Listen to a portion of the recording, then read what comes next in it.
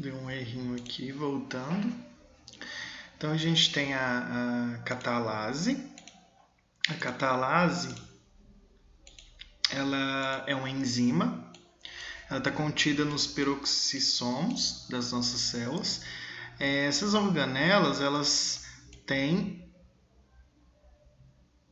uma membrana simples e dentro delas tem essas enzimas, denominadas de catalase. Qual que é a função, então, da catalase? Através da nossa alimentação, da utilização de medicamentos, a gente nosso organismo produz peróxido de hidrogênio, que é tóxico para as células. Então, a catalase ela tem a função de quebrar, através da sua composição enzimática e do substrato, que é o peróxido de hidrogênio, quebrar essa molécula em água, H2O, e oxigênio, que não é tóxico para a célula. Então, essa catalase ela tem uma extrema importância para o nosso organismo. E dentro da catalase, eu coloquei aqui um exemplo que muita gente às vezes utiliza e não sabe como que funciona. Muita gente, quando está com algum ferimento, coloca água oxigenada, volume 10, nesse machucado. E o que acontece? Como as células têm essa enzima catalase, e água oxigenada, peróxido de hidrogênio, o que os peroxissomos aqui dessa porção aqui que está machucado vai fazer? Através dele, essas enzimas vai ter a afinidade pelo peróxido de hidrogênio, vai ter o processo aí de quebra de molécula de água e de oxigênio, por isso que forma essas bolhas aqui. Aí muita gente pergunta, mas qual que é a sua relação, então, em matar a bactéria? As bactérias, principalmente E. coli, alguns grupos de bactérias são anaeróbicas, ou seja, elas não podem ficar em meio onde contém oxigênio. Como aqui nessa reação tem a formação de oxigênio, tem, então, a morte aí desses micro-organismos. Então, tem essa função aí. O problema é que esse peróxido de hidrogênio ele pode fazer com que ocorra uma forma mais lenta de cicatrização aqui desse machucado. Então, tem que tomar bastante cuidado com o uso do peróxido de hidrogênio. A gente tem a amilase, que é muito importante também. A amilase, a gente tem a amilase salivar. Já comentei também em aula com vocês. Quando a gente coloca algum alimento que contenha amido na boca, a amilase já começa a fazer o processo aí de digestão, a quebra, na verdade. Então, a gente tem aqui a enzima, que é a amilase salivar.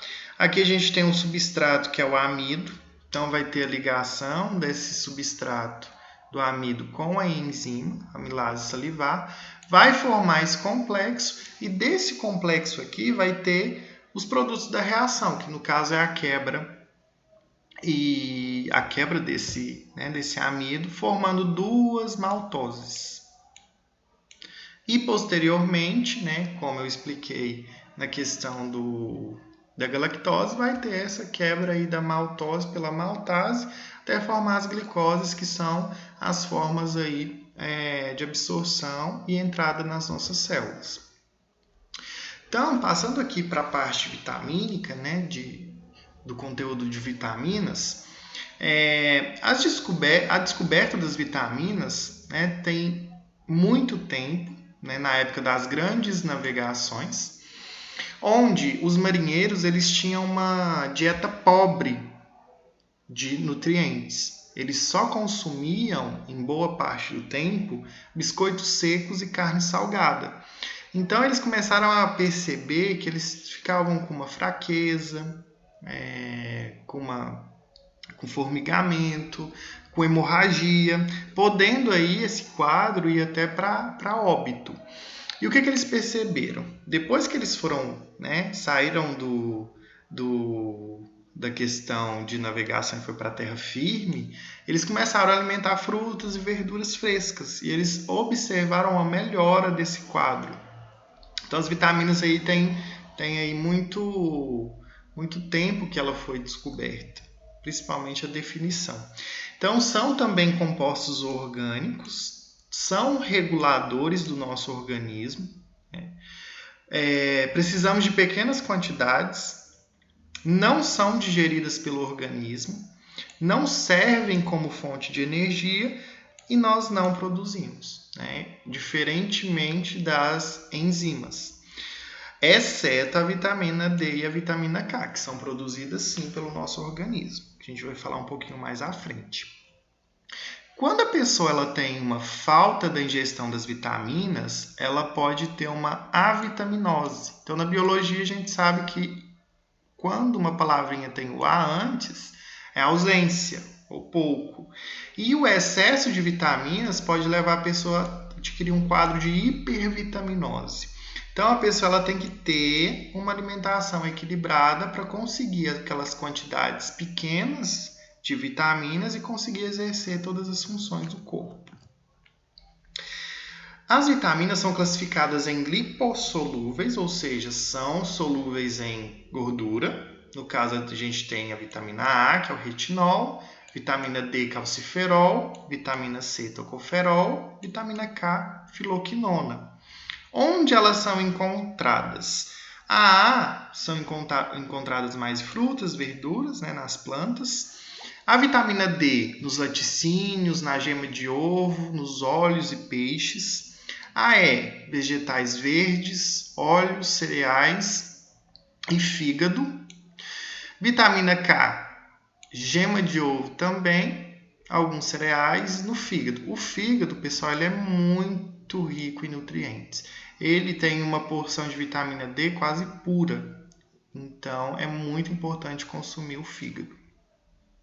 Então, essas são as vitaminas que são solúveis em gordura. E nós temos também as vitaminas que são hidrossolúveis, que são solúveis em água. Temos aí o complexo B, onde temos B1, tiamina, B2, riboflavina, B3, niacina, B5, ácido pantotênico, B6, piridoxina, B8, biotina, B9, ácido fólico e a B12, cobalamina. Então, todas essas vitaminas do complexo B12, do complexo B, têm as suas fontes parecidas, né? São cereais, legumes, verduras, nozes e o fígado.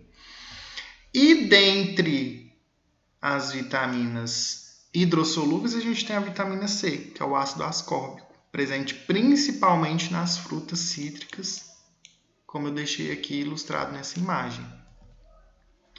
Então, entrando um pouquinho nas vitaminas, a gente tem a vitamina A, que é o retinol.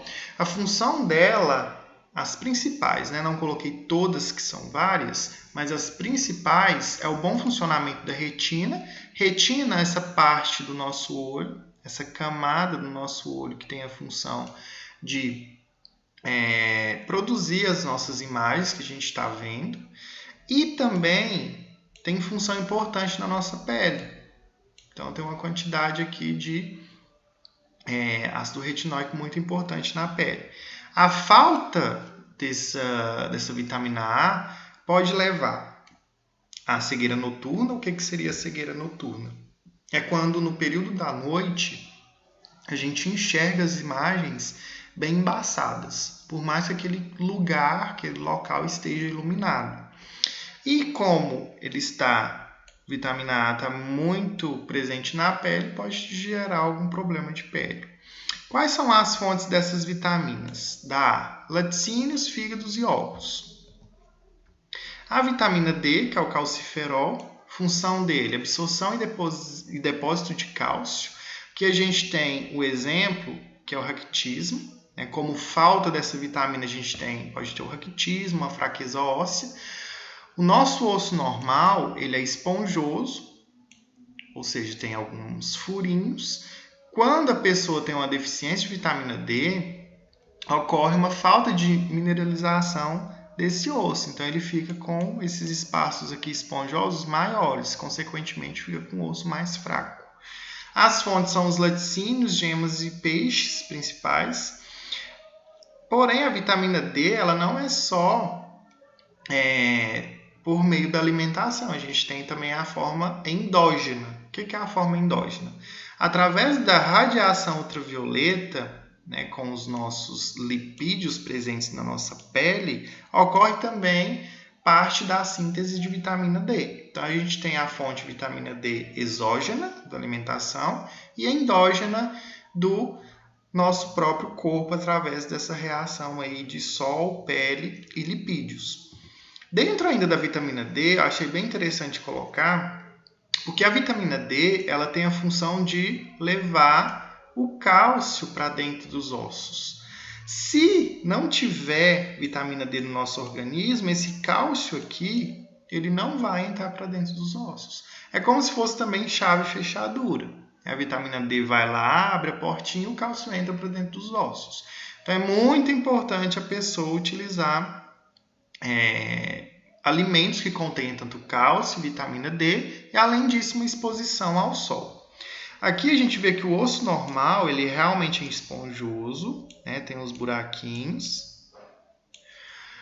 Uma pessoa com 40 anos, por exemplo, né, tem um osso normal, se ela não tiver uma alimentação adequada em exposição ao sol, aos 60 anos esses espaços eles vão aumentando, que a gente chama de osteopenia, ou seja, perda da massa óssea. Com 70 anos, ela já vai estar com um quadro de osteoporose, onde esses espaços aqui estão bem maiores. E, por exemplo, uma pessoa que está com osteopenia, para ela voltar para o osso normal, ela precisa fazer a suplementação, por exemplo, através de medicamentos que contenham cálcio e vitamina D, para conseguir voltar a forma do osso original. Porém, demora ainda meses ou anos para voltar. E para uma pessoa que está com osteoporose voltar, então, a osteopenia para voltar para o osso normal, demora uma quantidade de tempo muito maior. Então, é muito importante a ingestão desses alimentos e exposição ao sol. Além disso, também o tratamento não farmacológico, que é tomar cuidado com o dia a dia dessa pessoa para evitar, por exemplo, quedas, evitar uma fratura ou uma ruptura do osso. Temos a vitamina E, chamada de tocoferol. Ela é um dos principais antioxidantes que a gente tem, também para a saúde das hemácias. Então, a falta dela gera anemia hemolítica, que é quando as hemácias ocorre uma ruptura. A reticulocitose, que é quando há um aumento de reticulócitos no nosso sangue. Reticulócitos são hemácias imaturas. E lesão muscular. Então, as fontes são os vegetais, legumes e óleos. E atividade antioxidante, como eu já havia comentado para vocês em aula, aqui a gente tem, por exemplo, um radical livre. O que é o radical livre? É quando tem um átomo que estão com uma falta de um elétron. Com isso daqui, pode acontecer o desenvolvimento de câncer, de doenças cardiovasculares, de Alzheimer, Parkinson. Então, o que o antioxidante faz? Ele doa um elétron para esse átomo aqui, para ele ficar estabilizado. Temos a vitamina K, chamada de filoquinona, que tem a sua função aí de coagulação. Lembrando que a vitamina tanto D quanto K são produzidas pelo nosso corpo também, mas também a gente consegue pegar através da alimentação. Uma falta da vitamina K leva à hemorragia. E quais são as fontes? Ovos, verduras e fígado. Então, aqui nessa estrutura, a gente vê um vaso sanguíneo, que é a parede do vaso.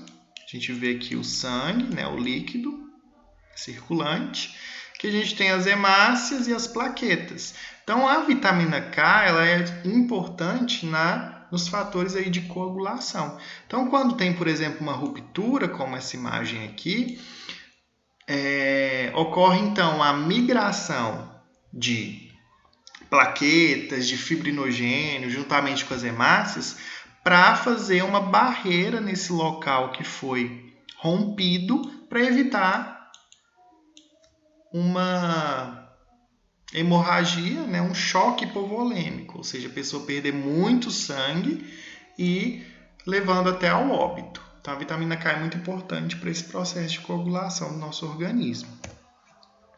A vitamina C, que já é hidrossolúvel, a gente vai entrar agora nas hidrossolúveis, a gente estava falando das lipossolúveis, tem ação também antioxidante, auxilia na síntese de colágeno e é importante no sistema imunológico. Por quê, né, que ela é importante no sistema imunológico? A vitamina C está presente em várias células de defesa do nosso organismo, então auxilia tanto na detecção quanto no combate de materiais estranhos do nosso corpo. A falta de vitamina C, ela pode levar a pessoa a ter o ascorbuto, que é quando ocorre principalmente um processo aqui de inflamação da gengiva. E quais as fontes, então, da vitamina C? Principalmente frutas cítricas. E lembrando que a acerola ela tem uma quantidade muito grande de vitamina C. Então, a porção, né, por exemplo, uma acerola equivale, por exemplo, equivale a uma laranja em quantidade de vitamina C. Então, a acerola é muito boa e tem uma fonte muito grande desse composto orgânico. Então, o complexo de vitamina B, a gente tem a B1, que é a tiamina, auxilia no metabolismo aí de açúcares e lipídios. A falta pode levar a uma doença séria, chamada de beriberi.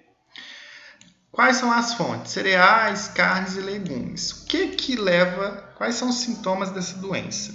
Fraqueza, a pessoa emagrece muito rápido, ela tem manchas na pele, manchas na unha.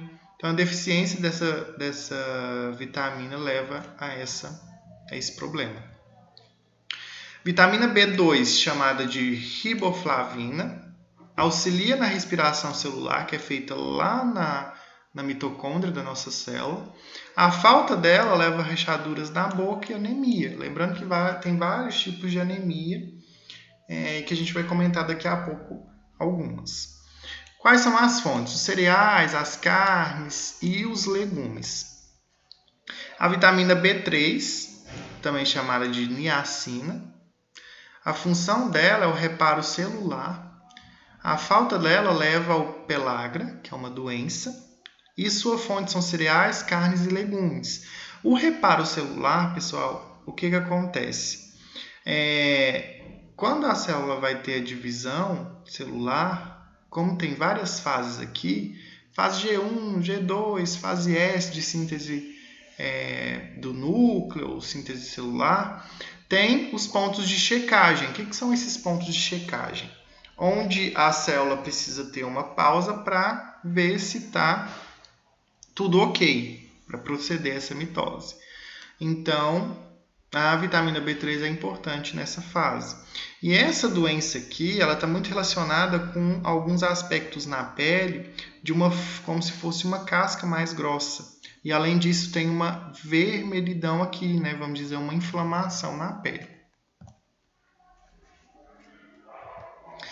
Temos a vitamina B5, também chamado de ácido pantotênico, responsável pela respiração celular, diminuição do cansaço e fadiga. A falta dela pode levar ao formigamento. Lembrando que formigamento e cãibra tem uma diferença. O formigamento se diferencia da cãibra porque a cãibra ela leva a contrações musculares. Já o formigamento não. O formigamento dá uma anestesiada naquela região. Como fonte, cereais, carnes e legumes. Temos a vitamina B6, que é a piridoxina, serve para auxiliar na respiração celular, no metabolismo de proteínas e na retenção de líquido. A falta dela pode levar a lesões no sistema nervoso, principalmente pela função da respiração celular e do metabolismo de proteínas. Então, as fontes são as mesmas. Vitamina B8, que é a biotina, está responsável pela síntese de queratina. Lembrando que a gente tem a queratina tanto na pele, quanto no cabelo, quanto nas unhas. Então, A falta pode levar principalmente à inflamação da pele, mas pode levar à queda de cabelo, enfraquecimento de unha. Então, quando você está com esses aspectos, né, pele seca, muito seca, queda de cabelo, enfraquecimento das unhas, pode ser falta de vitamina, não só da vitamina B8, mas de várias outras vitaminas. A vitamina B9, que é o ácido fólico, está influenciado na formação do tubo neural. Lá na embriologia a gente vê que tem a placa neural, depois o sulco neural e a formação então desse tubo neural.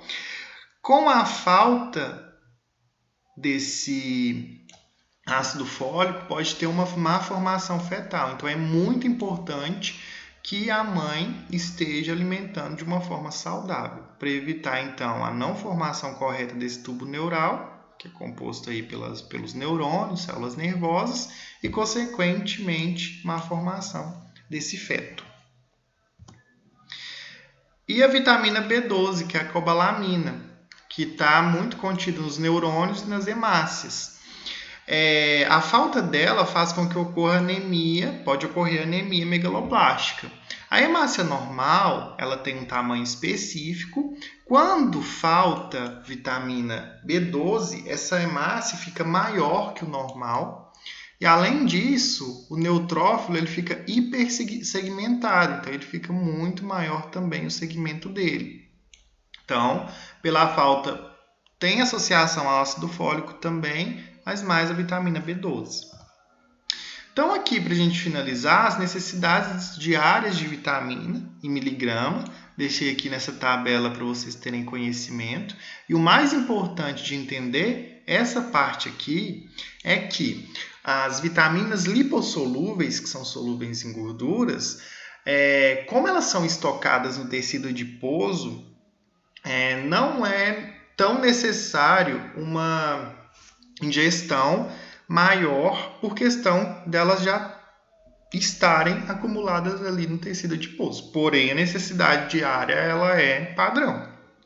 Agora, a vitamina C e o complexo B, como elas são hidrossolúveis, elas são eliminadas muito facilmente pela urina. Então, é ideal que a gente consuma em uma quantidade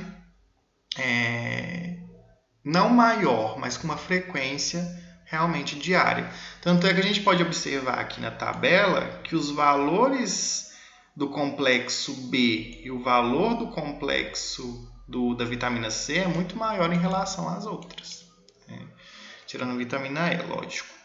Então, é muito importante a gente ter isso em mente, que as vitaminas são necessárias em pequenas quantidades, nada de exageros. Não pode acontecer o que a gente comentou no início aí da aula, da hipervitaminose. Então, é isso. Vou colocar o link do vídeo aqui para vocês.